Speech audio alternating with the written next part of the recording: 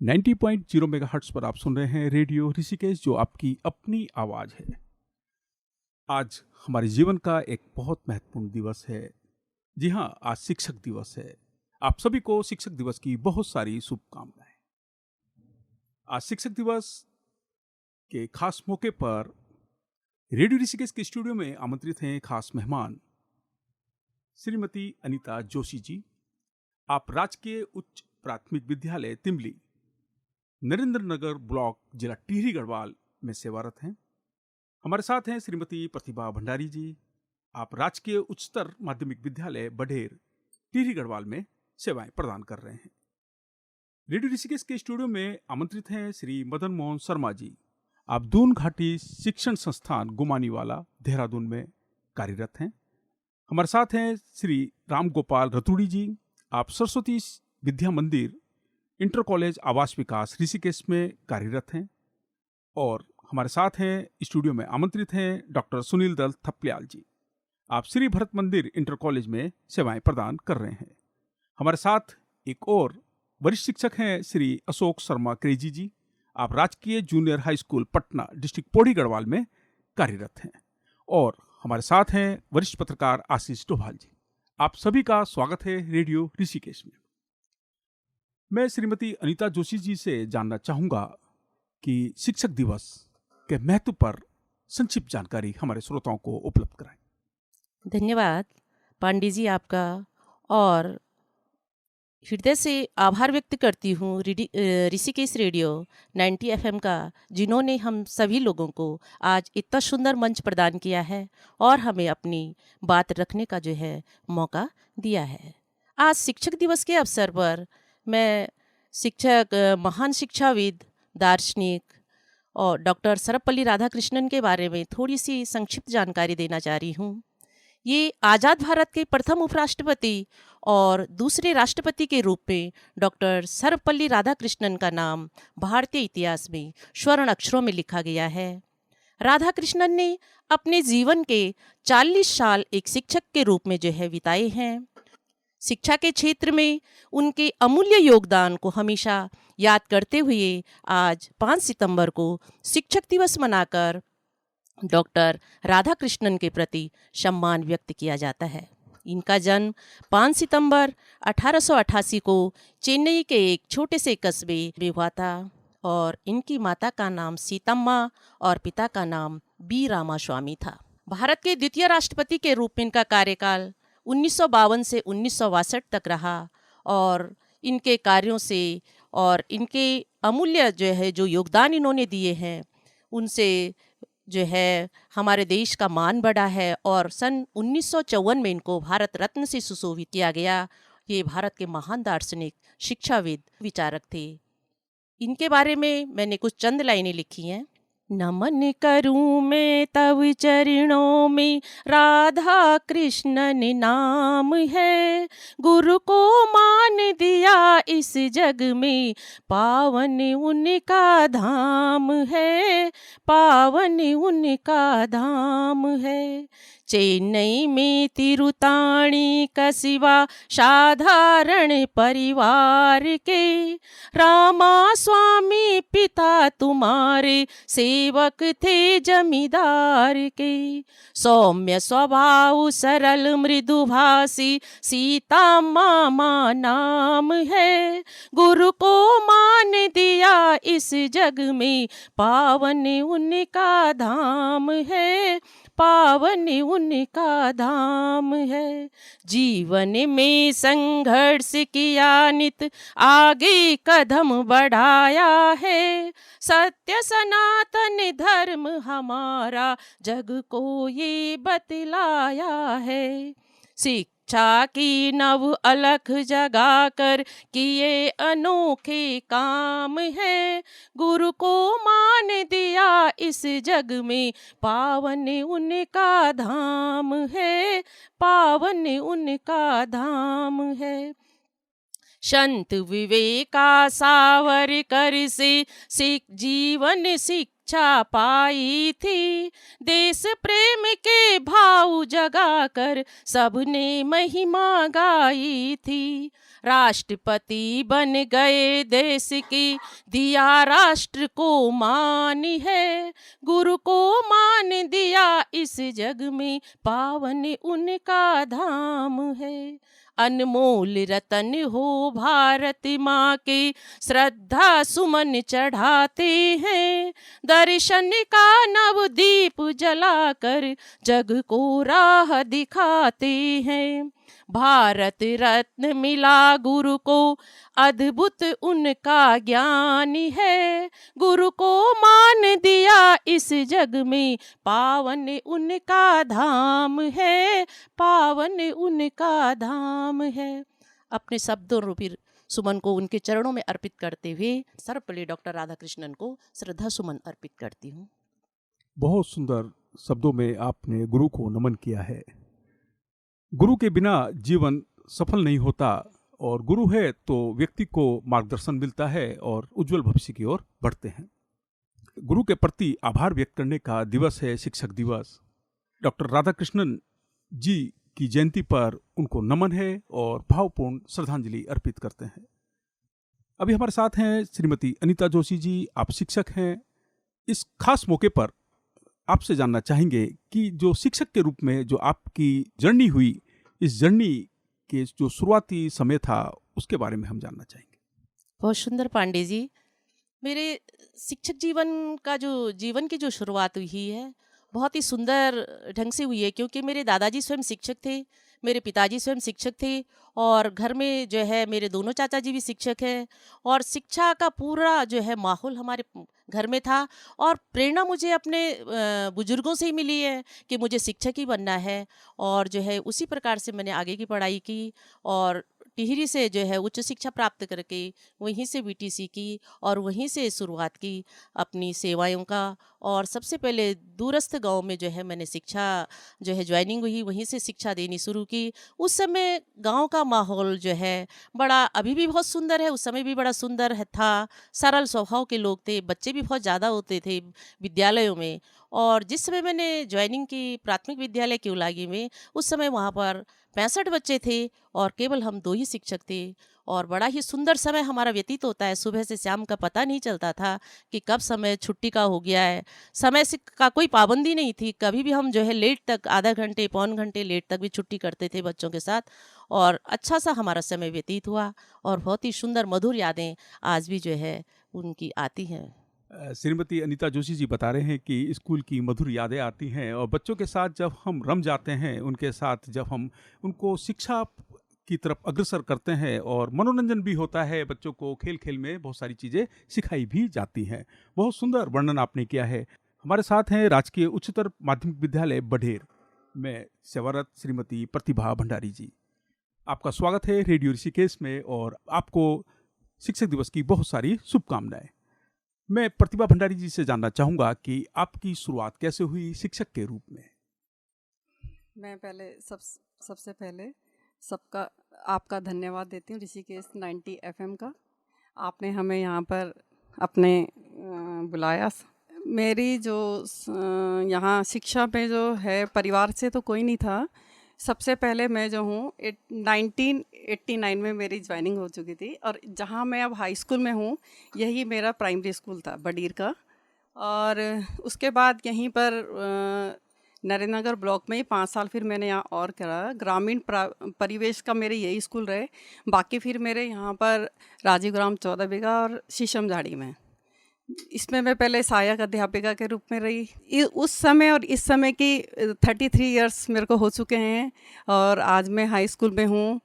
तो अगर मैं बच्चों के परिवेश में, जैसे आप पूछ रहे हैं कि क्या है आपके बच्चे, तो उस समय भी वैसे ही थे और इस समय भी।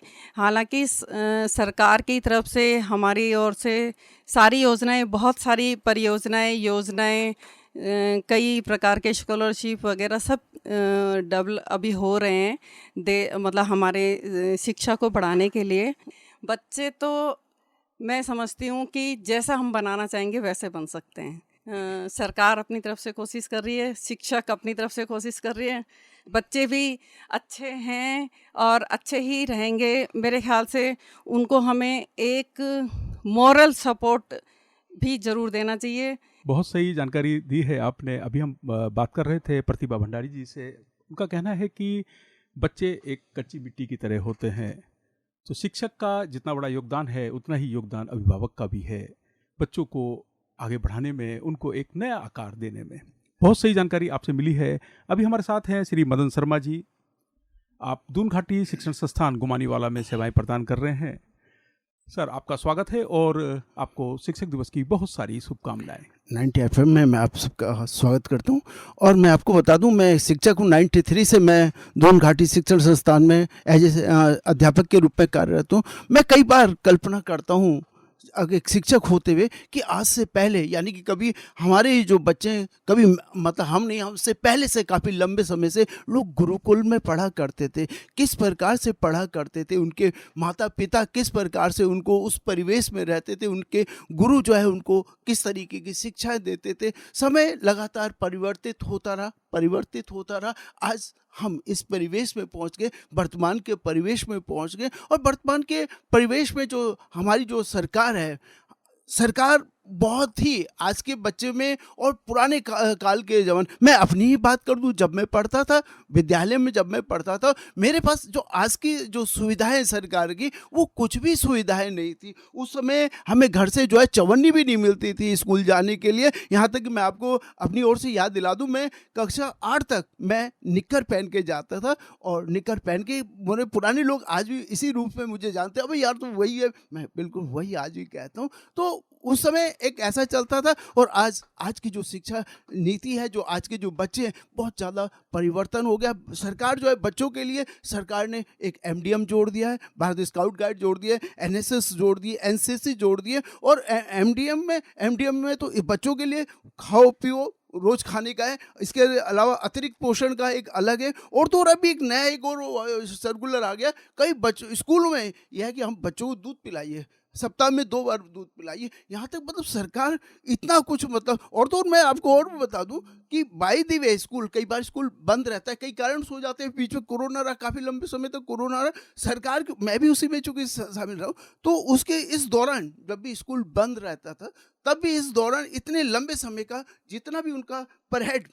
मतलब खाने का जो बनता था हिसाब, उनका पर किलो मतलब पर ग्राम के हिसाब से महीनों का जो है उनको दिया। बल्कि उसके साथ कुछ पैसा भी उनके जो अकाउंट्स देते DBLT के द्वारा उनके खाते में जो है बहुत ज़्यादा मतलब सरकार जो है सकारात्मक रुख ले लिया है और आगे बढ़ती चली जा रही। मैं सरकार का भी एक बार पुनः एज ए शिक्षक होने के नाते आभार व्यक्त करता हूँ। बहुत सही बात है। और सरकार की जिम्मेदारी है बच्चों की शिक्षा के साथ उनकी सेहत की जिम्मेदारी भी सरकार की है।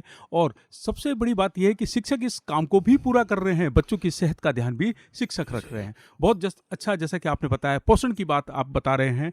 हाँ सर, इन गुरुओं के प्रताप से आज हम चंद्रमा पे पहुंचने में सफल हो गए। बहुत सही। गुरुजी को अभी हम सुन रहे थे, मदन शर्मा जी को अभी हम सुन रहे थे।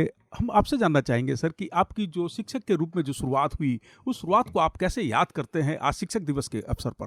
शिक्षक दिवस के उपलक्ष्य उस समय मैं पहले अपने जब मैं बच्चा था उस समय की बात कर दूं, मैं काफ़ी खुश हुआ करता था। यहाँ तक कि जब भी मैं इनकी जीवनी पढ़ा करता था, एक जो थीम थी, एक सोच थी मेरी कि मैं भी एज ए शिक्षक ही बनूंगा। तो मेरे घर वालों ने, मेरे माता पिता ने काफ़ी सपोर्ट दिया मेरे को इस और मैं शिक्षक बनने के बाद मैं ये थी कि बच्चों को मैं एक नई सोच, एक नई उमंग के साथ बच्चों को आगे की ओर बढ़ाऊंगा। और मैं अपनी ओर से जितना भी मुझसे प्रयास होता है, मैं तहे दिल से बच्चों को जो है उनका बौद्धिक विकास करने के लिए भरसक प्रयास करता रहता हूँ। अभी हम बात कर रहे हैं श्री मदन शर्मा जी से। आप दून घाटी शिक्षण संस्थान गुमानीवाला से देहरादून में सेवारत हैं। सर ने हमें बताया कि एक शिक्षक के रूप में अपने छात्र के भविष्य को उज्जवल बनाने के लिए मेरे से जो भी कुछ होगा मैं करूंगा। शिक्षक का प्रोफेशन सबसे अलग होता है क्योंकि वो दूसरों के भविष्य का निर्माण करते हैं, उनके भविष्य निर्माण में योगदान देते हैं। हमारे साथ हैं रामगोपाल रतूड़ी जी। आप एक युवा शिक्षक हैं। आप सरस्वती विद्या मंदिर इंटर कॉलेज आवास विकास ऋषिकेश में सेवाएं प्रदान कर रहे हैं। सर, मैं आपसे जानना चाहूँगा, जब आप एक शिक्षक के रूप में पहले दिन विद्यालय पहुँचे तो क्या अनुभव था आपका? क्या महसूस कर रहे थे? क्या मन में चल रहा था? सर्वप्रथम ऋषिकेश रेडियो का मैं धन्यवाद व्यक्त करता हूँ कि आज इस पटल पर हमें आमंत्रित किया है। आपने पूछा कि पहला दिन आपका कैसा रहा, तो मेरा बहुत अच्छा दिन रहा, क्योंकि मैं विद्या मंदिर आवास विकास में हूँ और वहाँ पर संस्कृति, सभ्यता, अनुशासन और व्यवस्था को बहुत अच्छे ढंग से देखा जाता है। विद्यार्थियों से मिल करके उनके अनुशासन को देख करके मुझे बहुत अच्छा लगा। चूँकि मैं भी एक शिक्षक परिवार से हूँ, मेरे बड़े भाई शिक्षक हैं और शिक्षक परिवार से होने के कारण से हमेशा ये लगता था कि शिक्षा जीवन में कितनी ज़रूरी है और शिक्षक का क्या सम्मान होता है। उस नाते एक शिक्षण का मैंने जिम्मेदारी निभाई, संभाली। और जब पहला दिन विद्यालय का था तो बच्चों से मिलकर के विद्यालय का अनुशासन देख करके मुझे बहुत अच्छा लगा। और लगातार जब बच्चों के साथ में हम रहते हैं तो कुछ ना कुछ उनसे सीखने को मिलता है, उन्हें सिखाने का अवसर मिलता है और अपने जीवन को अच्छा बनाने की हम कोशिश करते हैं, क्योंकि एक शिक्षक बहुत जिम्मेदारी का एक पद होता है और जिम्मेदारी के नाते हम अपने आप को संभाल करके रखते हैं। इसलिए ऐसा लगता है कि शिक्षक जीवन बहुत अच्छा जीवन है और बहुत सुंदर जीवन है। रतुड़ी जी बता रहे हैं कि जब मैं पहले दिन गया तो मेरे को बहुत अच्छा महसूस हुआ, और सबसे इम्पोर्टेंट बात आपने जो कही है कि एक शिक्षक सबके लिए आदर्श होते हैं, अपने छात्र के लिए आदर्श होते हैं। शिक्षक को देखकर उनके छात्र उनका अनुसरण करते हैं। मैं आपसे जानना चाहूँगा आपकी पसंद का एक गीत जो आप हमारे लिसनर्स को सुनाना चाहें, जो आपके बहुत करीब हो और अपने छात्रों को डेडिकेट करना चाहें। 2 पंक्तियाँ गुनगुनाऊंगा। निर्माणों के पावन युग में हम चरित्र निर्माण न भूलें, स्वार्थ साधना की आंधी में वसुधा का कल्याण न भूलें। ये मेरा सभी जो छात्र छात्राएं हैं उनसे आग्रह है कि जो निर्माणों का पावन युग है इसमें हम अपना चरित्र निर्माण कभी ना भूलें और स्वार्थ साधना की आंधी में इस वसुधा का कल्याण न भूलें। ये एक मेरा संदेश भी है और आग्रह भी है। रतुड़ी जी, आप एक युवा शिक्षक हैं और इस समय दौर चल रहा है सोशल मीडिया का। सोशल मीडिया का भी दौर है और भी सूचनाओं को जो प्रसारण होता है बहुत तेजी से होता है। एक छात्र के जीवन में डिजिटल एज है, वो कितना उपयोगी है? वर्तमान में जो तकनीकी युग है वैसे तो ये बहुत उपयोगी है, लेकिन कभी कभी छात्र छात्राएं इसके महत्व को नहीं समझ पाते और जो उनको इस तकनीकी युग से या तकनीकी जो हमारी वस्तुएं हैं उनसे सीखना चाहिए वो ठीक से नहीं सीख पाते। लेकिन ऐसा भी है कि आजकल जैसे पहले लोग बच्चे संस्थाओं में जाकर के पढ़ाई करते थे, आजकल उनके मोबाइल पर वो सारी सुविधाएं उपलब्ध हैं। यदि वो उसका सही सदुपयोग करे तो वास्तव में जो तकनीकी जो आजकल उपयोग है वो बहुत कारगर सिद्ध होता है। रतुड़ी जी कह रहे हैं कि जो डिजिटल एज है वो एजुकेशन को आगे बढ़ाने में काफ़ी योगदान दे रहा है, लेकिन आपको उसका सही इस्तेमाल करना आना चाहिए। 90.0 मेगाहर्ट्ज़ पर आप सुन रहे हैं रेडियो ऋषिकेश, जो आपकी अपनी आवाज़ है। और आज बहुत ही खास दिन है, शिक्षक दिवस का अवसर है। हमारे साथ हैं वरिष्ठ पत्रकार आशीष डोभाल जी। आशीष जी, आपने पत्रकारिता के छात्रों को पढ़ाया है, शिक्षा दी है, और सबसे इम्पोर्टेंट ये है कि आपकी माँ शिक्षक रही है। तो एक शिक्षक के चैलेंज को आप समझ सकते हैं, क्योंकि आपने पढ़ाया भी है और आपने घर का परिवेश भी देखा है, माताजी की सर्विसेज को भी देखा है, माताजी के सामने आने वाली चुनौतियों को भी देखा है। तो आपको जानना चाहेंगे, आपको सुनना चाहेंगे शिक्षक दिवस के खास मौके पर। शुक्रिया पांडे साहब, आपने जैसे आज मुझे इस पावन दिवस पे बुलाया है, तो एक गरिमापूर्ण हमारा इसका इतिहास रहा है पूरा। एस राधा कृष्णन को कौन नहीं जानता। अंग्रेज भी उनकी विद्वता का लोहा मानते थे और लगातार जो हमारी जो बातचीत रही है वो अभी सारे शिक्षक जन और सारे गुरुजन हमारे साथ बैठे हुए हैं, उनसे हम लगातार नई नई चीज़ें सीख रहे हैं और जानने की कोशिश कर रहे हैं कि किस तरह से शिक्षा में बदलाव आ रहे हैं।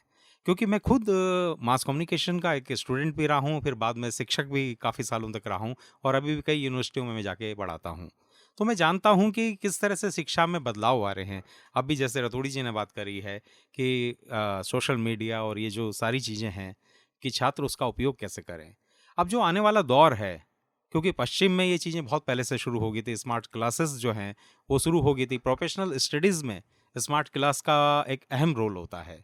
और स्मार्ट क्लास से जहाँ तक मेरा अनुभव भी रहा है बच्चों के साथ, कि वो लिखना और पढ़ना जो है, अगर उन्हें दिखाया भी जाए साथ में, तो तस्वीरें जो होती हैं वो मेमोरी में हमेशा फिट हो जाती हैं और उन तस्वीरों के सहारे बच्चा जल्दी से जल्दी सीखना शुरू करता है।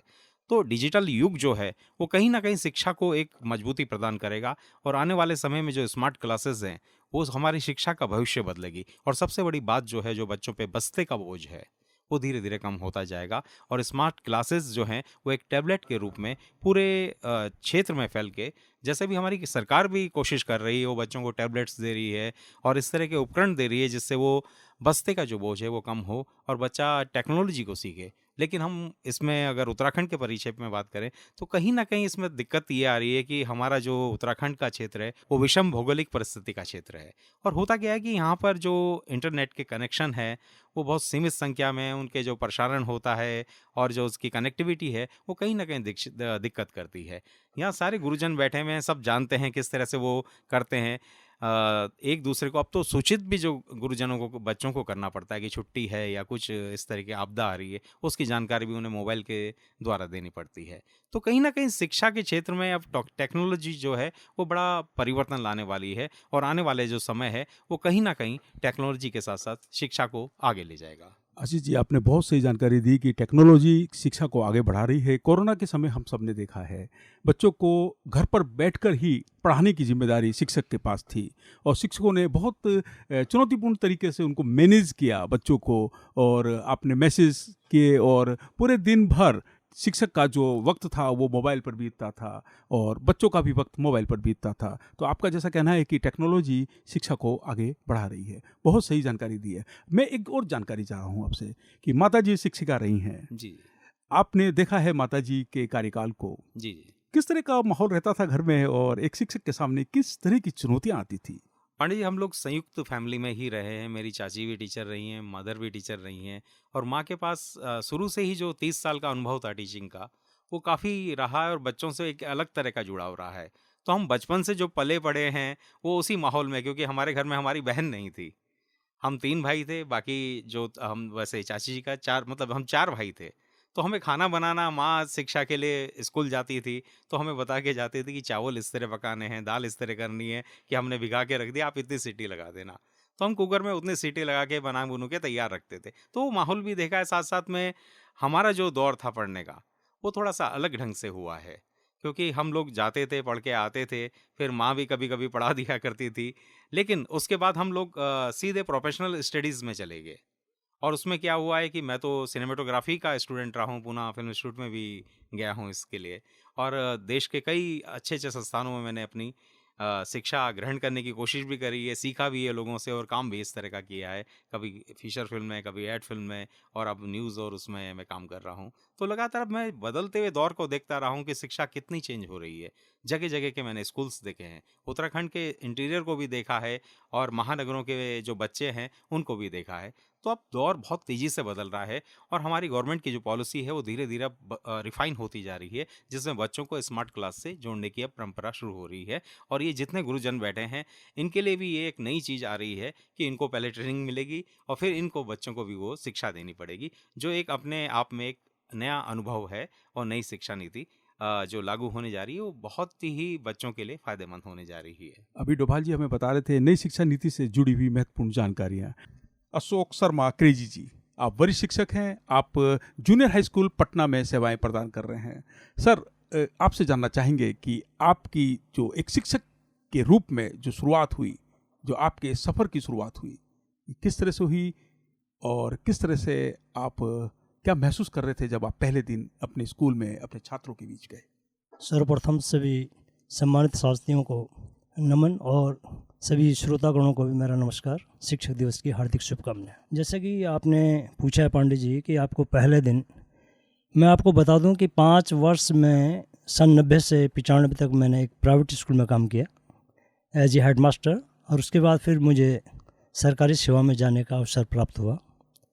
तो प्राथमिक विद्यालय बिलकोट नैनी डांडा, जो पौड़ी गढ़वाल का एक सुदूर क्षेत्र है, दुर्गम क्षेत्र है, उसमें मुझे सेवा करने का मौका मिला। तो शुरू में एक तुलनात्मक अध्ययन में मैंने देखा कि सरकारी स्कूल और प्राइवेट स्कूल में बहुत ज़मीन आसमान का अंतर दिखा। ज़मीन आसमान का अंतर ये है कि वहाँ के बच्चों में, वहाँ के जो परिवेश था, इवन मैंने देखा कि वहाँ बच्चों के नाखून बहुत बड़े बड़े थे, उनके बाल नहीं बने हुए थे, उस समय ड्रेसें भी नहीं होती थी।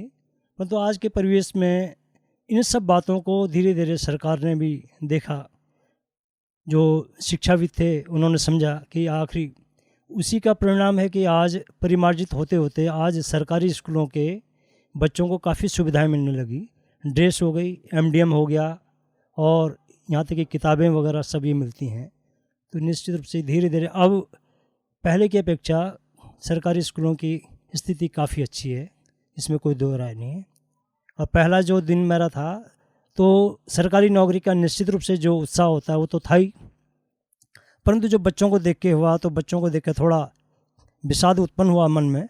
लेकिन बाद में धीरे धीरे मैंने सोचा कि कुछ करना है, तो इसी जिजीविषा को लेके, इसी सोच को लेके मैंने कुछ करने का प्रयास किया और जिसमें मैं सफल हुआ। तो मुझे अच्छा लगा कि मैं अपने प्रयासों में सफल हुआ। और जो शिक्षा का एक कार्य होता है, शिक्षा मैंने जैसे पढ़ा था जब मैं बीएड कर रहा था, एजुकेशन जिसे बोलते हैं, यानी कि अंतर्निहित शक्तियों का विकास। हमारे अंदर जो शक्तियां हैं, आज जनरली लोग बोलते हैं पर्सनैलिटी से, शब्द से लोग अधिकांश देखते हैं गोरा चुट्टा या लंबा चौड़ा, जबकि इसका अर्थ ये नहीं है।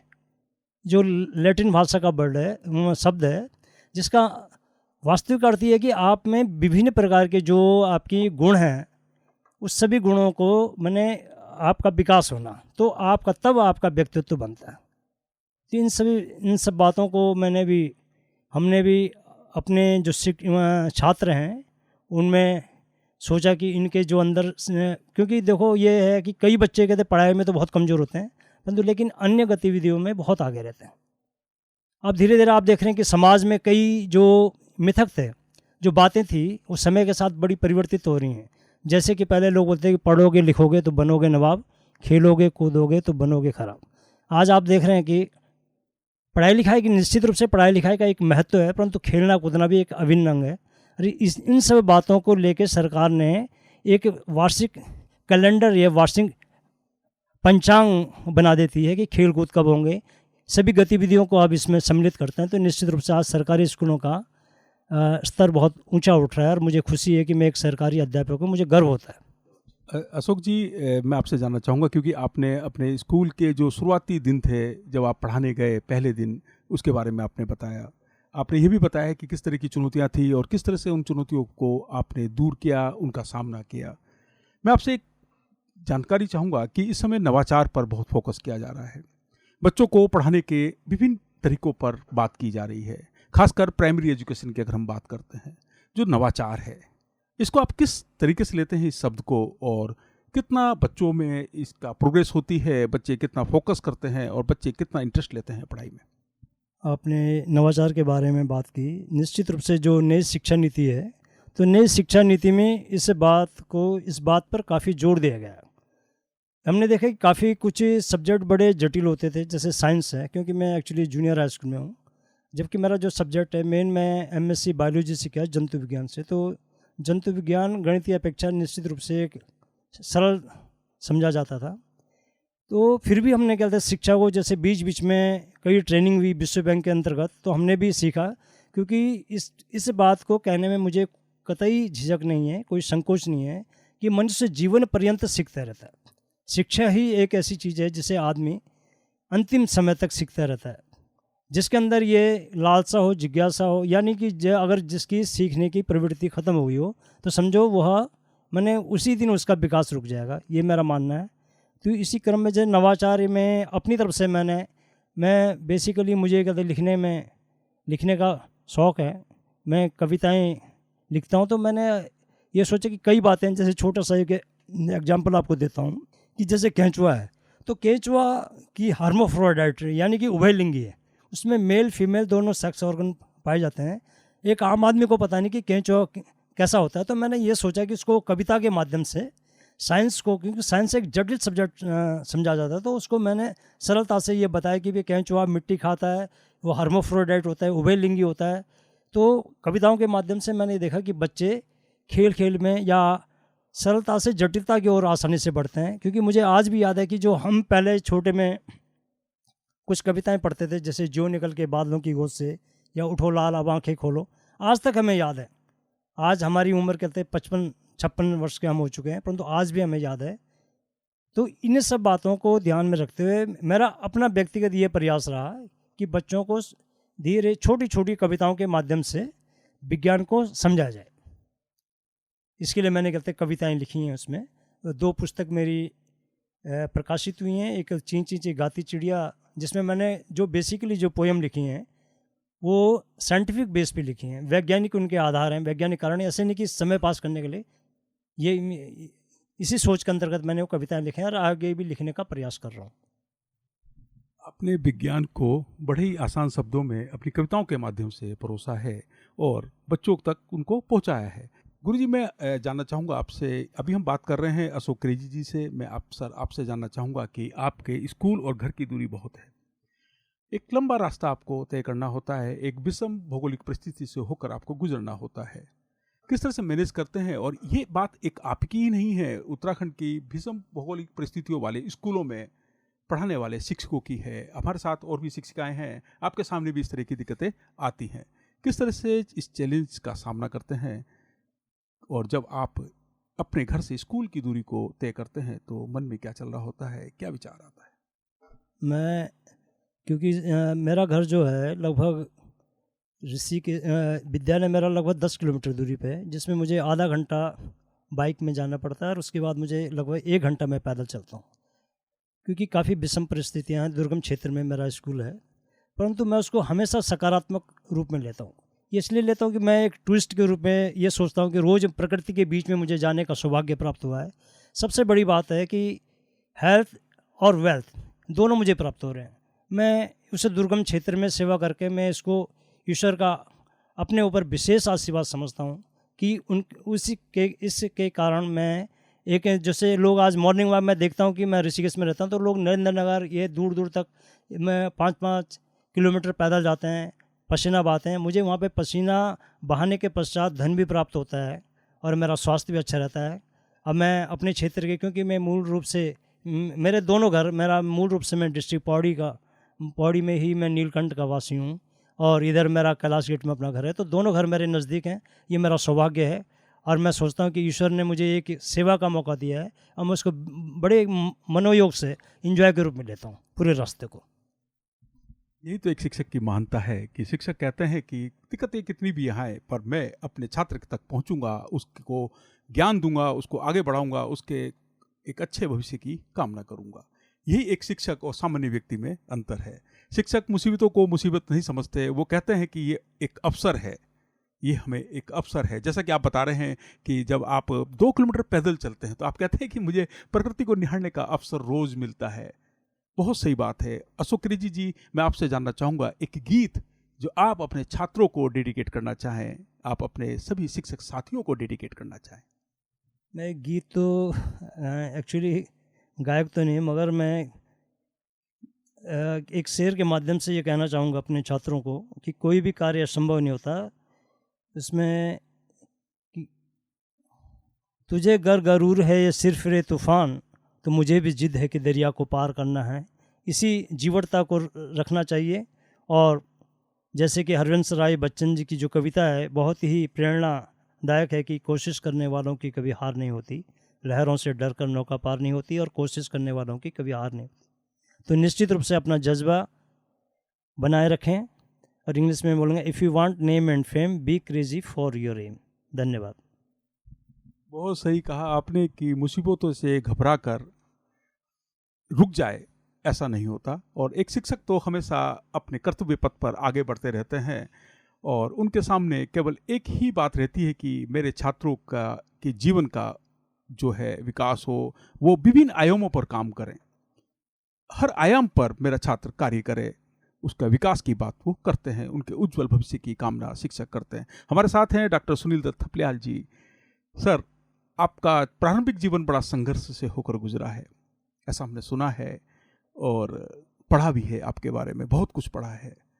मैं आपसे जानना चाहूँगा कि एक शिक्षक के रूप में जब आपने शुरुआत की तो कैसे आप एक शिक्षक बने, और जब आपकी शुरुआत हुई उस क्षण को, उस पल को आपने किस तरह से एंजॉय किया? क्योंकि मैं एंजॉय शब्द इसलिए इस्तेमाल कर रहा हूँ क्योंकि आप अपने किसी भी कार्य को बहुत अच्छे तरीके से एंजॉय करते हैं। तो एक शिक्षक के रूप में आपकी शुरुआत कैसे हुई, इसको हम और हमारे श्रोता जानना चाहेंगे। धन्यवाद पांडे साहब। शिक्षक दिवस की समस्त श्रोताओं के साथ आप सभी लोगों को बहुत बहुत शुभकामनाएं, बधाई। ऐसे महान दार्शनिक, ऐसे महान शिक्षाविद जिन्होंने तिल तिल समर्पित होकर के शिक्षा के अनुष्ठान की पावन पवित्र अग्नि को प्रज्वलित रखा और आज तक भी स्वनाम धन्य रहे हैं। जहाँ एक शिक्षक के रूप में उन्होंने अपने जीवन का शुभारंभ किया और वहीं देश का प्रथम व्यक्ति बन करके एक गौरवशाली और भारत के निर्माण में जिन्होंने महत्वपूर्ण भूमिका अदा की है, उस महान सपूत का हम भावपूर्ण स्मरण करते हैं। बूंद बूंद लहू दे अपना सींच गए जो हिंद चमन, जब तक जिंदा कौम रहेगी याद करेगा तुम्हें वतन, याद करेगा तुम्हें वतन। हे ज्योति पुत्र, है राष्ट्र पुरुष, हे भारत के रत्न ललाम, कृतज्ञ राष्ट्र करते तुम्हें कोटि कोटि नतमस्तक प्रणाम। डॉक्टर सर्वपल्ली राधाकृष्णन का भावपूर्ण स्मरण करते हुए शिक्षा की बात आपने की है कि किस रूप से जीवन का शुभारंभ हुआ है, क्योंकि वास्तव में जीवन बड़ा काफ़ी कठिन था। पारिवारिक परिस्थितियाँ जिस रूप से बनी हुई थी उससे ये सोच कभी नहीं थी कि यहाँ तक पहुँच पाएंगे, लेकिन कुछ निष्ठा थी, कुछ पवित्रता थी। उस समय ज्ञान तो इतना बड़ा नहीं था, लेकिन समर्पण के जो पुष्प हुआ करते थे वो अपने में अतुलनीय और वंदनीय हुआ करते थे, जिन पुष्पों ने यहाँ तक पहुँचाने की बहुत बड़ी प्रेरणा दी है। बाल्यावस्था में जब सभी अपने भाई बहनों के साथ में रहते थे, चाचा ताऊ या अन्य जो भी हैं पड़ोस के सभी बच्चों के साथ में, तो सबके अपने अपने सपने हुआ करते थे। हमसे भी बच्चे आपस में पूछा करते थे कि भाई तुम्हारे क्या सपने हैं। हम भी कहते थे कि सपने हमारे भी हैं कि हम भी शिक्षक बनेंगे। समय थोड़ा विकट था क्योंकि पिताजी नहीं थे, माँ के साथ हम रहते थे। यहाँ तक पहुँचना काफ़ी कठिन था, लेकिन शिक्षा के प्रति बड़ा भाव था। शिक्षक बनने की जो एक लालसा थी मन में, एक जिजीविषा थी, वो बाल्यकाल से ही थी। शिक्षकों के साथ रहा। जैसे मैंने कहा कि एक बार शिक्षक बनने की जो भावना हमारे अंदर कैसे तैयार हुई कि हम अपने शिक्षक को हमेशा एक देवतुल्य भाव से देखा करते थे, और जब कभी शिक्षा की सेवा का अवसर मिलता था, विशेष करके अपने ग्रामीण क्षेत्र के लोग थे, शहरों की शिक्षा की व्यवस्था थोड़ा अलग प्रकार की है, लेकिन गाँव का जो भाव था वो बड़ा समर्पण का भाव था। अगर गुरुजी ने कहीं थोड़ा बहुत सेवा का अवसर दे दिया तो लगता था कि ये देव तुल्य कार्य कहीं ना कहीं ईश्वर प्रदत्त है। ईश्वर ने हमें कहा है कि आप जाओ मेरे घर में जो कमरा है उसकी सफाई करो, या मेरे बर्तन धो के लाओ, मेरा राशन लेके आ जाए, खाना बना के आओ, पानी लेके आओ। तो वो सारी व्यवस्थाएं हम लोग क्या करते थे। कभी कभी आपस में एक प्रतिस्पर्धा हो जाती थी कि गुरु के काफ़ी करीब कौन होगा।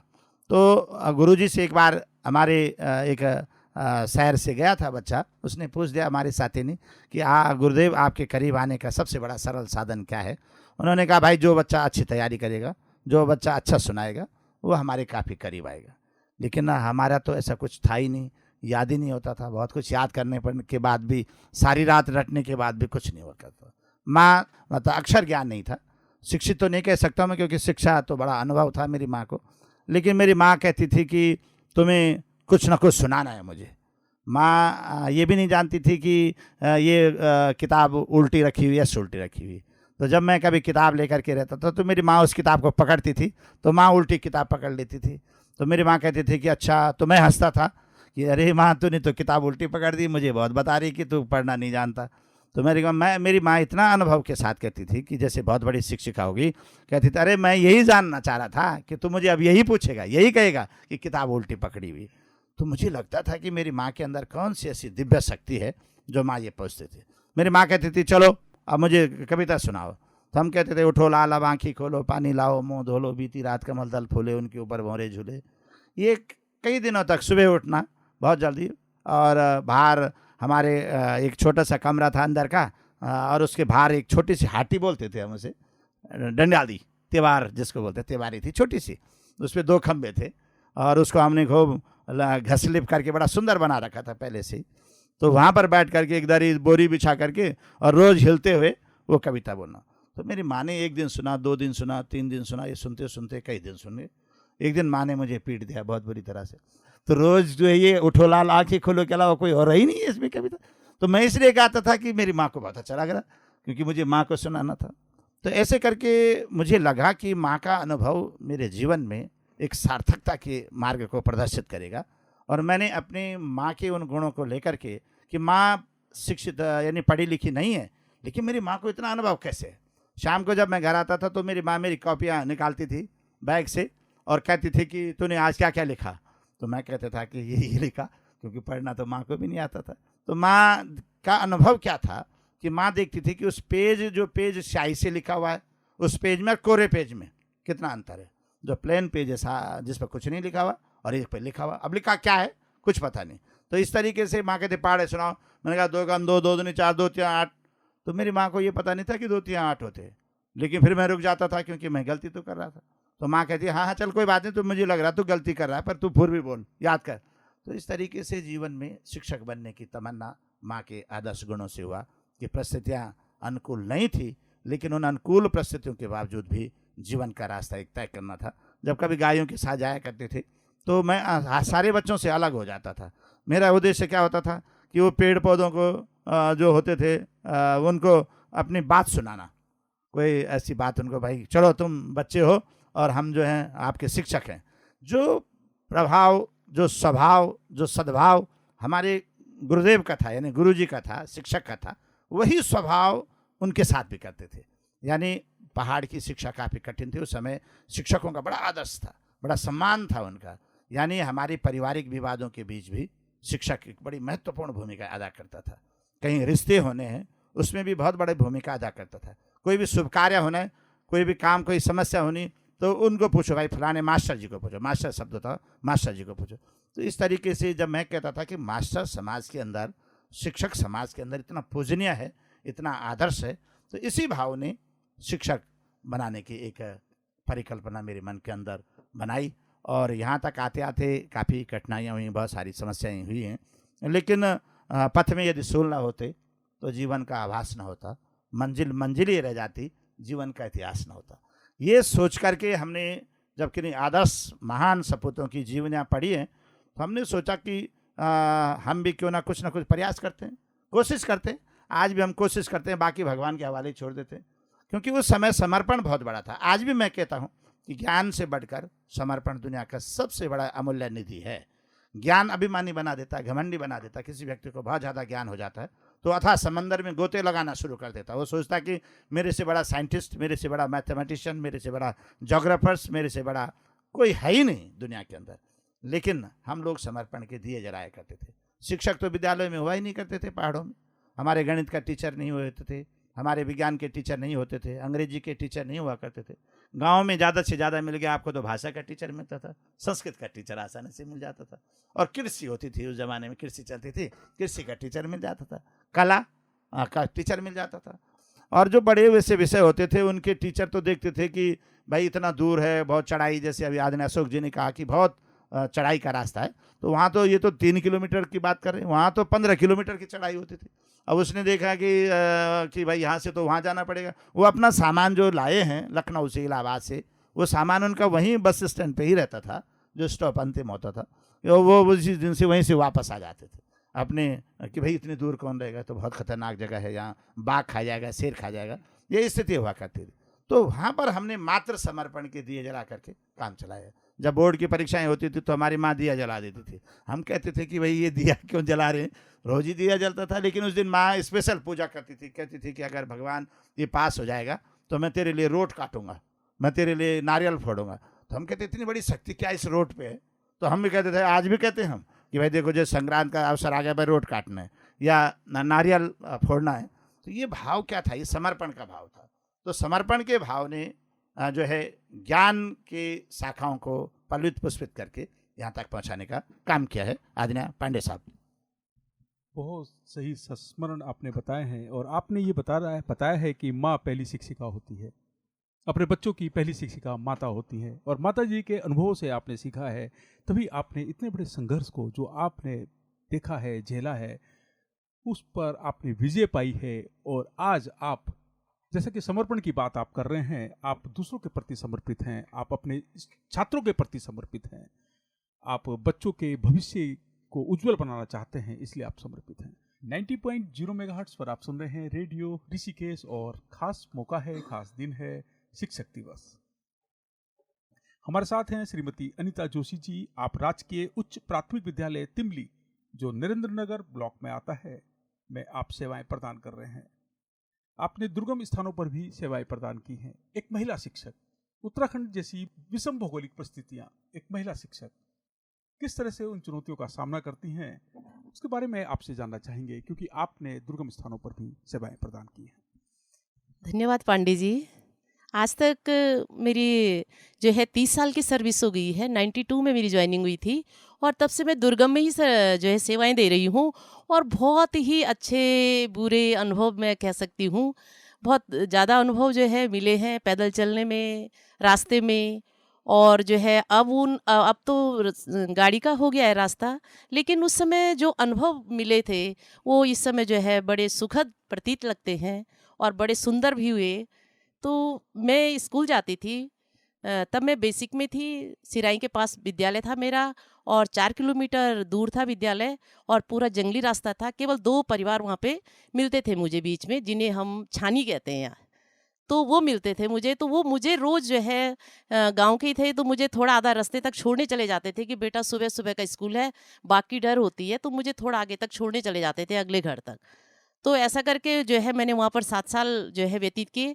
तो एक दिन की घटना मुझे बार बार याद आती है, आप सभी लोगों से साझा करना चाहती हूँ। तो उस समय जो है मार्च के महीने की बात है और मैं विद्यालय जा रही थी और विद्यालय से पेपर ऊपर करा के वापस आ रही थी। हाथ में छाता था। विद्यालय से जैसे ही आई और जो है अपनी धुन में थी कि घर जाना है, पेपर कॉपियाँ भी थी साथ में, चेक करनी है, रिजल्ट बनाना है। तो अचानक ऊपर से बाघ ने जो है जंप मार दी मेरे एकदम मुंह के आगे। अब मैं सहम गई कि ये किसने मेरे आगे जंप मारा। छाता भी था मेरे पास, अब उसके मुंह में बच्चा था। अब उसने जो है बच्चे को, वो मेरे से डर गया और बच्चे को उसने वहीं बीच में छोड़ दिया। मैं अकेली थी, आसपास कोई नहीं था, न घर थे पास में। अब जो है मैंने पहली बार बाघ को देखा, बाघ के बच्चे को देखा, बिल्ली के बराबर था वो। मैंने सोचा कि किस जानवर का होगा ये, और मैंने कहा अगर ये रास्ते से हटे तो मैं आगे जाऊं। लेकिन मैं 2-4 मिनट वहाँ पे खड़ी रही, वो रास्ते से हटा नहीं। फिर मैंने सोचा कब तक मैं खड़ी रहूँ, थोड़ा आगे चली जाती हूँ। तो जैसे मैंने 4 कदम आगे बढ़ाया तो उसकी माँ जो बाघिन थी एकदम झाड़ी के पीछे छुप करके, उसका इतना बड़ा डरावना चेहरा जो मैंने देखा, कभी मैंने फोटो में भी नहीं देखा इतना बड़ा चेहरा। उसको देखा और मैं पीछे हट गई, पीठ मुड़ के पीछे नहीं हटी, बल्कि पीछे पीछे कदम रख के मैं 6-7 कदम पीछे आई और मैंने बोला आज तो मैं गई, अब नहीं बचने वाली। और वो बच्चा जो है वहीं पर रेंग रहा था, रास्ते में ही रेंग रहा था। और मैंने सोचा मैं क्या करूँ, पीछे पीछे हटी, मतलब पीछे मुड़ के इसलिए नहीं गई कि वो मुझे पीछे से न पकड़ ले। और देखते देखते मैं पीछे हटी, वो एकदम गोली की तरह आया, उसने अपने बच्चे को उठाया मुंह में और सीधे निकल गया वहाँ से। और तब जरा जो है मुझे जान में जान आई। फिर भी मैं कई कदम पीछे चलती रही, बैक चलती रही और फिर विद्यालय में वापस गई। और वहाँ पर कई लोग थे आसपास में, उन्होंने मुझे पुकारा, बेटे वापस क्यों आई तुम्हें। वो समझ गए कि इसको आज जरूर आज बाघ मिला है, कि बेटे वापस क्यों आई तो मैंने कहा वहाँ पे कुछ है। बोल कुछ नहीं है, वो बाघ है, तुम इधर आ जाओ। फिर वो गांव के लोग आए, उन्होंने जो है मेरे को आगे तक छोड़ा और फिर मैं आगे आई। फिर उन्होंने मुझे निर्देश दिए कि इस रास्ते से कभी तुम अकेली नहीं आओगी। और गांव वाले जो है बहुत ही अच्छा व्यवहार था उनका। वो हमेशा हमेशा बोलते थे हमें कि छुट्टी जल्दी कर दो। कभी उन्होंने ये नहीं बोला कि छुट्टी टाइम से करो। वो बोलते थे 2:30-3 बजे जब तक धूप रहती है तब तक छुट्टी कर दो, तुम अकेली जाती हो नीचे, बाघ का डर रहता है, कुछ बात कोई घटना ना घट जाए, तुम बहुत अच्छे से यहाँ पर सेवाएं दे रही हो, लेकिन टाइम का जरा ध्यान रखो। वो मुझे खुद ही बोलते थे कि तुम जल्दी चली जाओ यहाँ से जब तक धूप है। और जब कभी ऐसा डर की बात होती थी तो मुझे छोड़ने के लिए काफ़ी नीचे तक आ जाते थे। और इस तरीके की जो है जीवन में कई उतार चढ़ाव आए और अब तो आना जाना एकदम गाड़ी से हो गया है। तो वो जो बीती यादें हैं वो जो है एक मधुर स्मृतियों में जो है परिवर्तित हो गई हैं।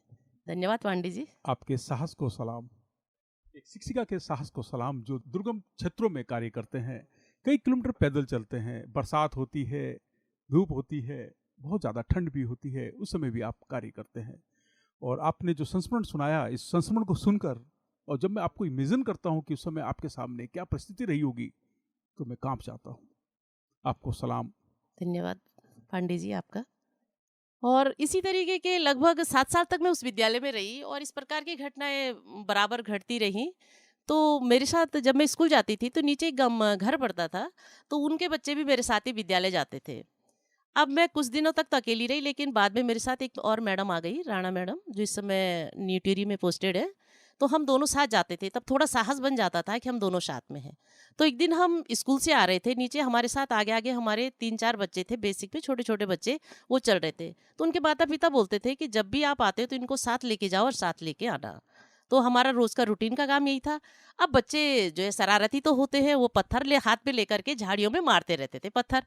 कभी किसी मुर्गे को ऊपर पड़ गया, कभी पंछी के ऊपर पड़ गया तो उड़ के भाग जाते थे, कभी बंदर को पड़ गया, तो इस तरीके से भागते रहते थे। अब एक दिन हम बीच जंगल में जैसे ही पहुंचे तो एक बच्चे ने पत्थर मारा और वो नीचे बाघ बैठा हुआ था बीच रास्ते में। अब वो उसको जाके लग गया। अब उसको जाके लग गया तो उसने आवाज़ की और बच्चे 10 कदम पीछे हमारी तरफ भाग के आ गए। हमने बोला भाई बच्चों क्यों भागे तुम, क्या हो गया? कि वहाँ पे कुछ चीज़ है। तो मैंने कहा तुमने पत्थर तो नहीं मारा? कि हाँ। हमने कहा पत्थर क्यों मारा फिर? अगर वो तुम्हें खाएगा या बंदर होगा या लंगूर होगा? कि नहीं, बंदर और लंगूर नहीं है, क्योंकि वो रोज ही देखते थे अपने आसपास के क्षेत्रों में। तो हमने कहा क्या है? कि बाघ। बाघ। फिर हम तो और भी डर गए, हमारे साथ बच्चे थे। फिर हमने बच्चों को अपने साथ में लिया और जो है ऊपर से जो है आवाज़ लगाई नीचे उनके मम्मी पापा को। फिर वो लोग आए और इस तरीके से जो है उस दिन भी हम जो है बच्चों को बचा पाए। आपका बहुत बहुत धन्यवाद। आपने इस संस्मरण को हमारे साथ साझा किया, हमारे श्रोताओं के साथ साझा किया, और आपके साहस को सलाम। अभी हम बात कर रहे थे श्रीमती अनीता जोशी जी, जो राजकीय उच्च प्राथमिक विद्यालय तिमली में सेवाएं प्रदान कर रहे हैं, और आप बता रहे थे बाघ से जब आपका आमना सामना हुआ। हमारे साथ हैं श्रीमती प्रतिभा भंडारी जी। आप राजकीय उच्चतर माध्यमिक विद्यालय बडेर टिहरी गढ़वाल में पोस्टेड हैं। प्रतिभा जी, मैं आपसे जानना चाहूँगा कि जब आप पहले दिन सेवाएं प्रदान करने स्कूल पहुंचे तो क्या महसूस कर रहे थे और क्या विचार चल रहा था मन में? मैं बताना चाहूँगी, पहले तो शिक्षक बनने का मेरा बहुत ज़्यादा एम नहीं था। जिस फील्ड में मैं जाना चाहती थी वहाँ से ना मेरा कॉल लेटर आया ना कुछ आया। मतलब मैं एक तरह से जैसे नर्सिंग या डॉक्टर बोलते थे पापा थोड़ा बहुत कि चलो ये करेगी कुछ करेगी। फिर मैंने जो है बीटीसी होता था उस समय, देहरादून में ट्रेनिंग ली। उस समय लड़कियों को थोड़ा बाहर कम ही भेजते थे। 86 की बात है, 86-7 में 89 तक मैंने 2 साल की वहाँ ट्रेनिंग करी। अच्छा लगा। फिर माहौल हॉस्टल में रहे, एक तरह से लगा कि जैसे कि एक जगह रहने वाला बाहर जाकर जो है इंसान जो है कुछ ज़्यादा मतलब सीखता है। तो थोड़ा सा बाहर निकले, फिर एक अच्छा सा मतलब माहौल भी मिला, साथ में कई लड़कियों का साथ मिला। फिर ये शिक्षा के प्रति अपने आप ही झुकाव हो गया। और जो फिर मैंने कहा जो प्रोफेशन अब हमने चुना है तो इसमें समर्पित तो हो, मतलब अपने आप ही नेचुरली जैसे बोलते हैं कि वो हो गया। साथ साथ में पढ़ाई भी चलती रही, पढ़ाई भी करते रहे। कुछ टाइम दुर्गम में पहले नौकरी करी, 5-6 साल 6 साल वहाँ के एटमॉस्फेयर, और फिर यहाँ पर आए 14 बीघा शीशम झाड़ी। यहाँ के एटमॉस्फेयर में बहुत अंतर था। फिर कुछ टाइम बाद में यहाँ रही हेड मिस्ट्रेस। तो जब हम एडमिशन करते थे तो एक ये देखा मैंने डिफरेंस कि बच्चों में लड़कियों को जो है हमारे सरकारी स्कूलों में, और लड़कों को वहाँ तो गार्जियन से पूछते थे तो बोलते थे लड़कियाँ क्या करेंगी भाई आगे पढ़कर, उन्होंने तो नौकरी तो करनी नहीं है। तो ये डिफरेंस देखा उनको। फिर हम मेरी अपनी वो रहती थी कि इन माताओं को थोड़ा सा एजुकेट, मतलब वैसे एजुकेट नहीं, मतलब एक तरह से एक मीटिंग बुलाते थे हम लोग। और मेरे साथ की बहुत शिक्षिकाएं, उस समय हमारे यहाँ भी बहुत बच्चे थे, यहाँ पर 500-525 बच्चे थे। टीचर्स स्टाफ भी बहुत था, बहुत अच्छा था। तो सब हमने आपस में मिलकर जो है काफ़ी वहाँ के गार्जियनों को वो करा, सिखाया, बोला कि भाई आप इन पर ध्यान दीजिए, ये पढ़ाइए। 90.0 मेगाहर्ट्ज़ पर आप सुन रहे हैं रेडियो ऋषिकेश, जो आपकी अपनी आवाज़ है। और अभी श्रीमती प्रतिभा भंडारी जी शिक्षिका हैं राजकीय उच्चतर माध्यमिक विद्यालय बडेर में। आपका कहना है कि हर शिक्षक चाहता है कि उनका जो छात्र है, छात्राएं हैं, वो उनका मानसिक विकास हो, शारीरिक विकास हो। हमारे साथ हैं श्री मदन शर्मा जी। आप दून घाटी शिक्षण संस्थान गुमानीवाला में सेवारत हैं। सर, जब छात्र, जो पुराने छात्र आपको मिलते हैं तो क्या प्रतिक्रिया होती है, क्या बातें होती हैं? बहुत ज़्यादा अच्छा लगता है। जो पुरानी यादें हैं, जैसे अभी हमारे क्रेजी जी ने भी बताया, उठो लाल अब आँखें खोलो, इसी तरीके से उस समय की जो है कविताएँ हैं, बहुत सारी जो कविताएँ हैं हम आपस में गुनगुना लेते हैं। कुछ पुराने जो टीचर्स हैं जिन्होंने हमें पढ़ाया है, हम कभी उनकी बातें भी कर लेते हैं। भाई वो आज की तारीख, चूँकि हमारी अब एज काफ़ी हो चुकी है, तो उस एज के हिसाब से वो इस दुनिया में है या नहीं है, और है तो उन्होंने जो पढ़ाया हुआ है वो कई बार हम आपस में इम्प्लीमेंट भी करते हैं। यार ऐसा तो नहीं तो उन्हीं की नकल कराओ, मैं उन्हीं के, तो इस तरीके से बहुत सारी बातें, मतलब बहुत ही ज़्यादा, एक बार फिर दोबारा से हम उसी जगह पे पहुंच गए, फिर जो है रिचेंज सा आ जाता है हमारी बातों में, जो काफ़ी अच्छा लगता है। बहुत सही कहा आपने कि अपने शिक्षकों को भी हम लोग याद याद करते हैं करते और हमारे शिक्षक। छात्र हमको याद करते याद हैं। करते हैं, इसी और जब छात्र मिलते हैं तो वार्तालाप होता है और पुरानी बातों को ताज़ा किया जाता है। है। क्या बातें होती हैं? और कोई पुराना वाक्या जो आपको याद आता है अपने पढ़ाई के दौरान का, अपने छात्र जीवन का? जी, छात्र जीवन तो संघर्षशील रहा, क्योंकि हमारा जो विद्यालय था, विद्यालय से घर की दूरी काफ़ी थी। तो सुबह 8 बजे घर से निकलना, 9 साढ़े 9 बजे तक विद्यालय पहुंचना, फिर शाम का भी वही ये डेली का रूटीन था। तो ये संघर्षशील जीवन रहा।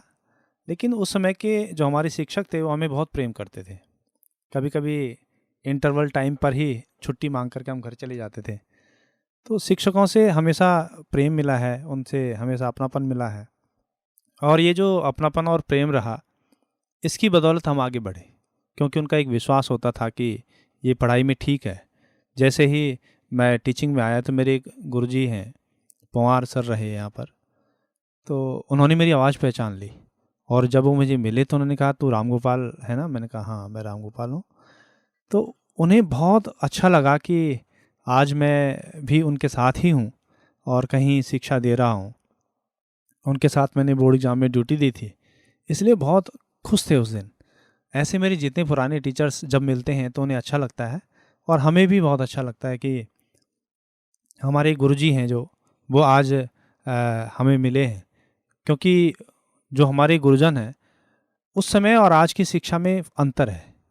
अंतर ये है कि उस समय बच्चा और अध्यापक दोनों आपस में मतलब दिल से जुड़े हुए होते थे।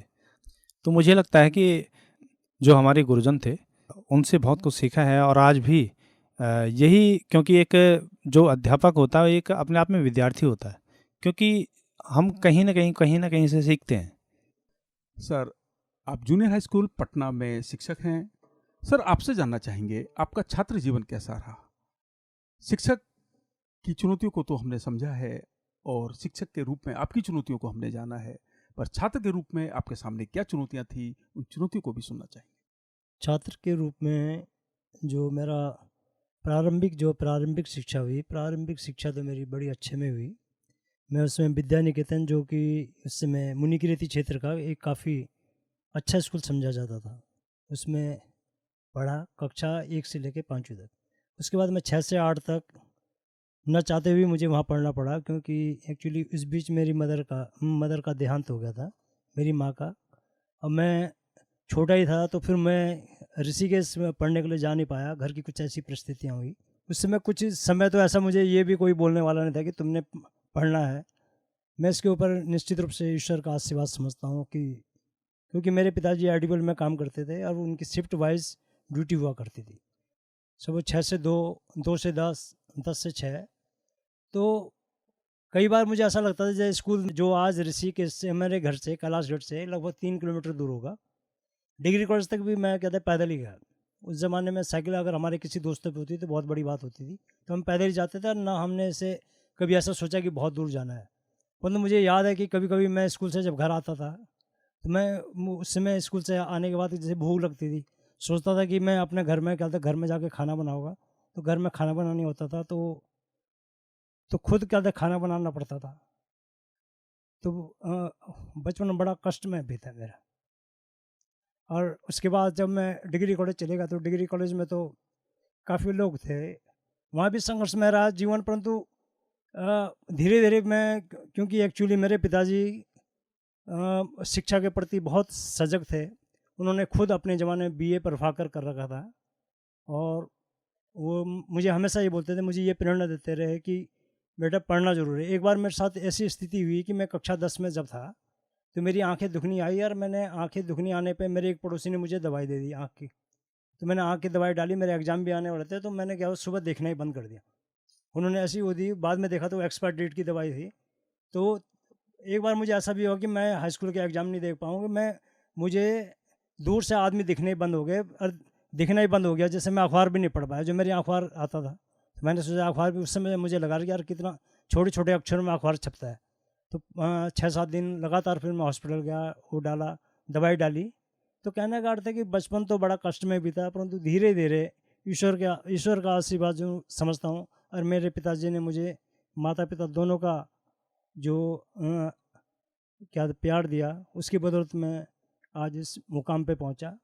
कॉलेज में जाके फिर पहले मैं जब छोटा था तो अंतर्मुखी टाइप का था। आपके जो पुरानी यादें हैं, जो आपकी यादें हैं, वो भावुक करती हैं। किस तरह से, जैसा कि आप बता रहे हैं कि जब स्कूल से घर आता था तो खाना बनाता था, जबकि अक्सर बच्चों के साथ ये नहीं होता है। बच्चे जब घर पहुंचते हैं तो खाना तैयार मिलता है, क्योंकि माँ होती है, माँ पहली शिक्षिका होती है और माँ ही पालन करती है और माँ ही जिंदगी को आगे बढ़ाती है। तभी तो कहते हैं कि शिक्षक महान होता है, क्योंकि शिक्षक अपने छात्र की तरफ देखता है, उसका पूरा ध्यान अपने छात्र के सर्वांगीण विकास की तरफ होता है। हमारे साथ हैं डॉक्टर सुनील दत्त थपलियाल जी। चलते चलते थपलियाल जी, हम आपसे जानना चाहेंगे, आपका कोई एक संस्मरण जो आपको आज भी याद आता है और आप अपने छात्रों को बताना चाहेंगे। धन्यवाद पांडे जी। विद्यार्थी जीवन था और परिस्थितियाँ कभी अनुकूल तो रही नहीं है, प्रतिकूलता हमेशा बनी रही है। और जो मैं अक्सर अपनी कक्षा में जाते हुए भी बच्चों को कहता हूँ, क्योंकि हमारे पास जो बच्चा आता है ऐसे क्षेत्र से आता है, ऐसे परिवारों से आता है जो परिवार काफ़ी कठिनाइयों से जूझ रहे हैं और जीविकोपार्जन के लिए लगातार संघर्ष कर रहे हैं, उन बच्चों को मैं अपनी कक्षा में भी इस संस्मरण को अधिकतर सुनाता हूँ। एक बार हमारे गुरुजी, जब मैं कक्षा 3 में लगभग था, तो गुरुजी ने कह दिया, यहाँ बिजनौर साइड के गुरुजी थे, उत्तर प्रदेश में थे हम लोग। तो गुरुजी ने कहा, भाई आज मैं तेरे घर आऊँगा। तो मैं तेरे घर आऊँगा तो बड़ी समस्या थी, घर में कुछ भी नहीं था, काफ़ी परिस्थिति ख़राब थी, क्योंकि घर का साया चले जाना तो समझ लीजिए कि घर की कमर टूट जाने वाली बात थी। मातृशक्ति माँ के पास इतना कुछ हुआ नहीं करता था कि जो मेहमानों की आदरी खादरी भी कर दी और अपने जीविका उपार्जन की क्रिया को भी चालू रखे। काफ़ी कठिन जीवन था।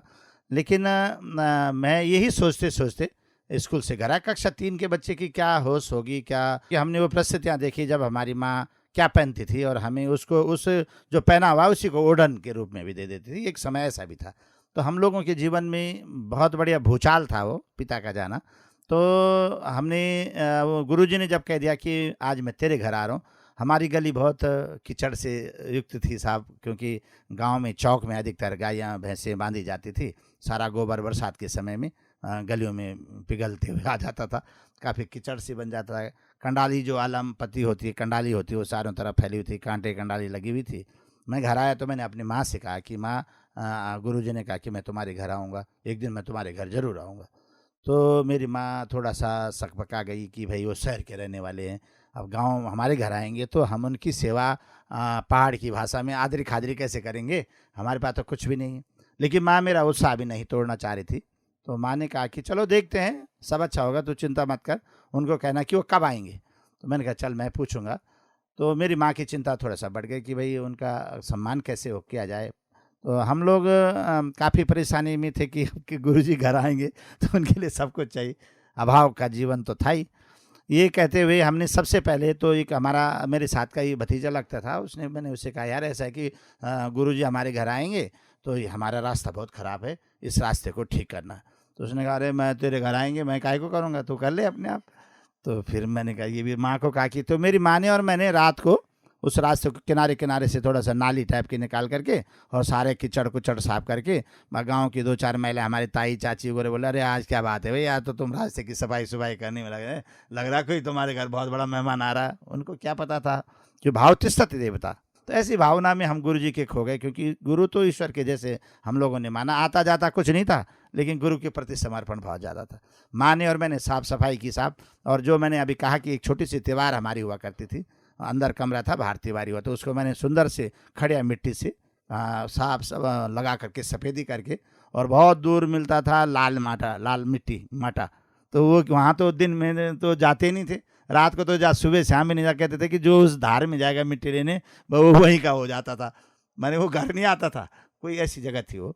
लेकिन मैंने कहा अगर माँ को मैं ये कहूँगा कि लाल मिट्टी के तो नीचे नीचे उसमें एक लाइन लगानी थी बढ़िया से, जैसे गेरुआ करते हैं, तो मैं चुपचाप करके शाम के समय चले गया और वहाँ से मिट्टी खोद करके ले आया। तो मैं तो आज तक भी ठीक हूँ, भले कहते हैं कि वहाँ भर जाए हुआ आदमी जो है बड़ा कठिन उसका जीवन होता है।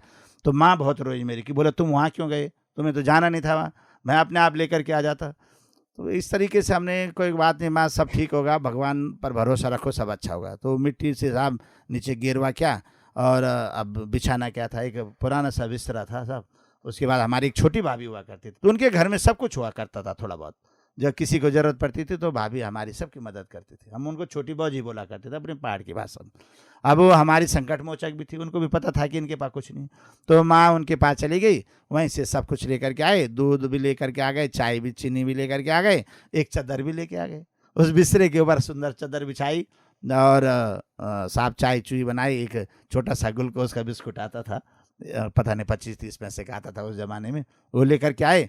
गुरुजी आगे आगे चल रहे थे, हम पीछे पीछे आ रहे थे, मानो लग रहा था कि वास्तव में परमात्मा आज मेरे घर आ रहा है। इतना भाव, इतना पवित्र भाव था कि संसार की सारी शक्तियाँ हमें मिल गई हैं और हमने बहुत बड़ी विजय प्राप्त कर दी।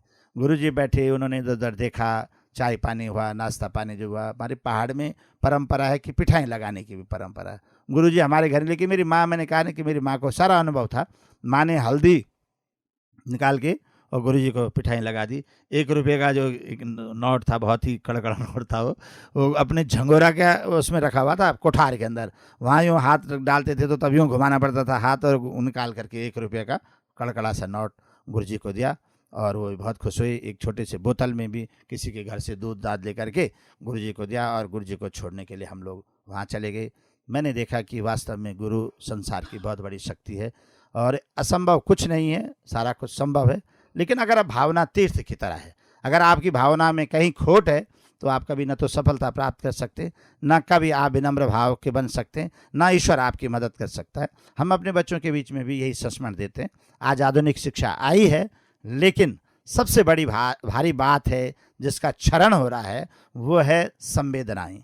संवेदनाओं का सागर सूख रहा है, और वो संवेदनाओं का सागर कैसे आएगा, जब बच्चा कहीं ना कहीं इन चीज़ों को देखेगा, अपने माता पिता के कष्टों को देखेगा, उनकी भावनाओं को देखेगा, तो संवेदनाएं जागृत होंगी। आधुनिकी ने शिखर को छूने का काम किया है। आज शिक्षक दिवस के पावनमय मंगलमय अवसर पर मैं अपने समस्त शिक्षकों को से ही निवेदन करूंगा कि अपने जो शिष्य हैं, जो आपके पास भेजा है, जिस घर ने भेजा है, आपके बच्चे बहुत बड़े बड़े स्कूलों में भी पढ़ रहे हैं, मैं समझता हूँ, और अच्छी जगहों पर पढ़े, लेकिन जिसकी आजीविका आपसे चल रही है, जिसका सब कुछ, जिसके दिए रोशन आपसे हो रहे हैं, उसके प्रति जो भाव है वो वात्सल्य भाव आपका जरूर होना चाहिए। तभी जाकर के आप एक योग्य शिक्षक बन सकते हैं। आदर्श गुरु जो है वो अपने शिष्य को हमेशा अपने हृदय स्थल पर रखता है। तो इसलिए मैं यही निवेदन करूंगा अपने समस्त शिक्षकों से इस शिक्षक दिवस के अवसर पर कि अपने शिष्य के प्रति जो आपका शिष्यता का भाव है, जो वात्सल्यता का भाव है, कि हमेशा हमेशा आपके हृदय स्थल पर उसकी तस्वीर बनकर रह सके। इन्हीं भावनाओं के साथ धन्यवाद। बहुत सुंदर शब्दों में आपने अपनी बात कही है, और भावुक भी करती है आपकी बात, क्योंकि आपका जो अपने शिक्षक के प्रति भाव था, उस भाव ने आज आपको सफलता के शिखर तक पहुंचाया है। और आपने सबसे महत्वपूर्ण बात की है, संवेदनशीलता खत्म होती जा रही है। शिक्षक व्यक्ति के भीतर संवेदना जगाने का कार्य करते हैं, इसलिए शिक्षक महत्वपूर्ण है। शिक्षक इसलिए महान है क्योंकि वो अपने छात्र का भविष्य उज्जवल देखना चाहते हैं। हमारे साथ हैं वरिष्ठ पत्रकार आशीष डोभाल जी। आशीष डोभाल जी, पत्रकारिता के साथ आप शिक्षक भी रहे हैं, और आज भी आप कई यूनिवर्सिटी में बच्चों को पढ़ाने जाते हैं, आपके लेक्चर्स होते हैं। डोभाल जी, हम जानना चाहेंगे आपके छात्र जीवन का कोई एक ऐसा वाकया जो आप आज भी याद रखते हैं। पांडे जी, जैसे अभी हम थपलियाल साहब को सुन रहे थे कि लगातार जो शिक्षक है उसकी भूमिका में भी कहीं ना कहीं चेंज आ रहा है। हमारे ज़माने के जो आज से 20 साल पहले की बात करें, 30 साल पहले की बात करें, जो शिक्षक हुआ करते थे, उनका एक भाव था कि वो अपना सब कुछ जो था वो छात्र को दे देते थे। कहीं ना कहीं उसका भी अभी देखने में आ रहा है, क्षरण हो रहा है, क्योंकि अब शिक्षा जो है वो प्रोफेशनल हो रही है। अगर शिक्षक और छात्र का आपसी जो तालमेल है वो बना रहेगा और दोनों एक साथ चलते रहेंगे और समर्पण की भावना जो है वो चलती रहेगी, तो कहीं ना कहीं एक दूसरे के उससे हम जीवन को आगे बढ़ा सकते हैं और एक अच्छा समाज का जो विकास हम कर सकते हैं। जहाँ तक मेरे छात्र जीवन की बात रही है, क्योंकि मैं खुद शिक्षक फैमिली से रहा हूँ, लगातार देखता रहा हूँ। शुरुआत के दौर पर तो ऋषिकेश का जैसा माहौल था हमारा, उस तरह से हम लोग चलते रहे।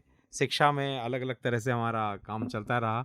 लेकिन जब मैं थोड़ा सा इस फील्ड में उतरा हूँ और मैंने प्रोफेशनल शिक्षा को जब ग्रहण करना शुरू किया है 12th के बाद, मैं बीएससी कर रहा था, फिर एमएससी में मैंने एडमिशन लिया। उसके साथ साथ उस समय टेलीविज़न का जो दौर था, तो एक कैरियर के रूप में मैंने इसमें अपना आगे का कदम बढ़ाया और इसको चाहे वो पत्रकारिता हो या कम्युनिकेशन का जो फील्ड था वो मैंने चुना।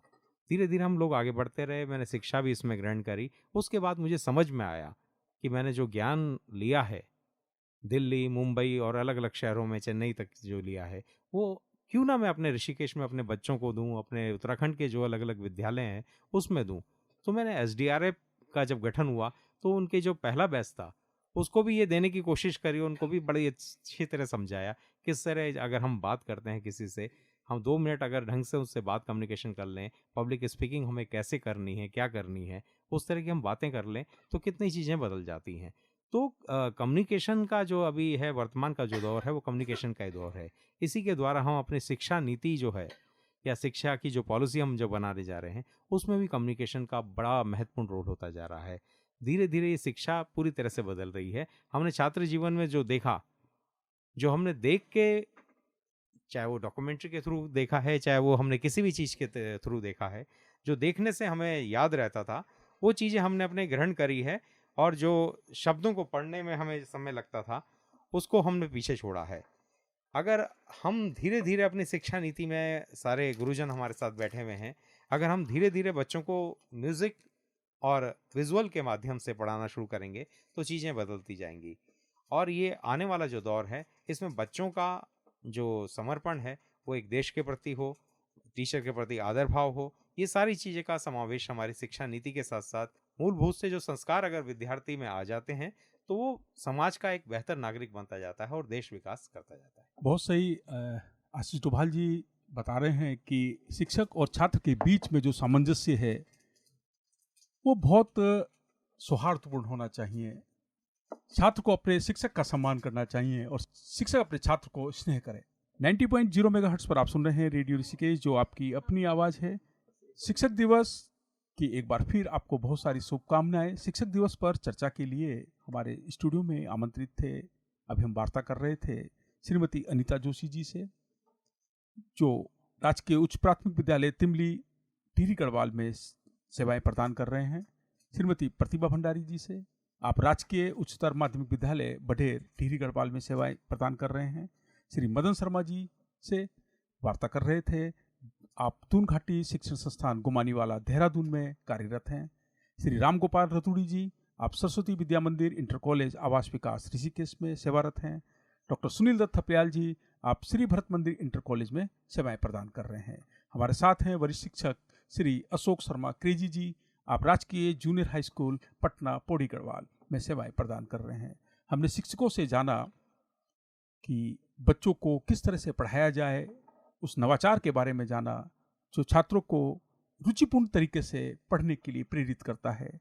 हमने शिक्षकों के संस्मरणों को भी सुना, आपके हौसले को सलाम कि आपने बाघ का सामना किया पर आपने अपने शिक्षण कार्य को नहीं छोड़ा, आप लगातार अपने कर्तव्य पथ पर आगे बढ़ते रहे। आप सभी ने रेडियो ऋषिकेश को समय दिया, अपना अमूल्य समय दिया वार्ता के लिए। आप सबका हृदय से आभार, बहुत बहुत धन्यवाद, बहुत बहुत धन्यवाद। इस कार्यक्रम के संबंध में यदि आप कोई सुझाव देना चाहते हैं तो आप हमें व्हाट्सअप कर सकते हैं। हमारा व्हाट्सअप नंबर है 9411392967। मैं रिपीट कर रहा हूँ 9411392967।